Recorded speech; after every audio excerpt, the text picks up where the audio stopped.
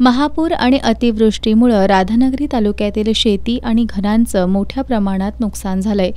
नुकसानग्रस्तांना याची 100% भरपाई द्यावी या मागणीसाठी जनता दल सेक्युलरच्या वतीनं तहसीलदार कार्यालयावर मोर्चा काढण्यात आला।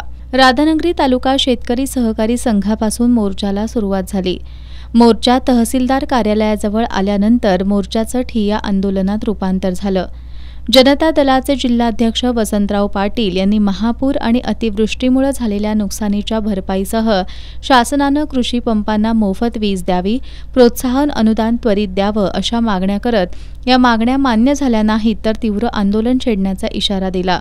सरकारनं हा उसाला एकरी किमान 1 लाख रुपये दर नुकसान भरपाई मिळायला पाहिजे। भाताला एकरी 20,000 रुपये नुकसान भरपाई मिळायला पाहिजे आणि 50,000 रुपये जे प्रोत्साहन अनुदान आहे हे सरसकट सगळ्या शेतकऱ्यांना मग त्याच्यामध्ये ज्यांनी प्रामाणिकपणे कर्ज फेड केलंय त्यांना हे मिळायला पाहिजे। मग तो कोणत्याही बँकेचा असू दे, त्यांना अटी लावायचं कारण नाही। कोणत्याही अटी न लावता प्रामाणिकपणे कर्ज फेड करणाऱ्या शेतकऱ्यांना हे 50,000 रुपयाचं अनुदान मिळायला पाहिजे। अशा प्रकारची जनता दलाची मागणी घेऊन आम्ही आज या ठिकाणी आलो आहोत।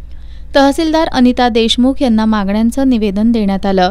यावर त्यांनी शेतीच्या नुकसानीचे पंचनामे सुरू असून आंदोलकांच्या मागण्या शासन दरबारी पोहोचवू अशी ग्वाही दिली। मोर्चात विठ्ठल खोराटे, गवस तांबोळी, विलास एरुडकर, इक्बाल कलोट, अर्जुन पाटील, सर्जेराव बुगडे यांच्यासह शेतकरी आणि जनता दलाचे कार्यकर्ते सहभागी झाले होते।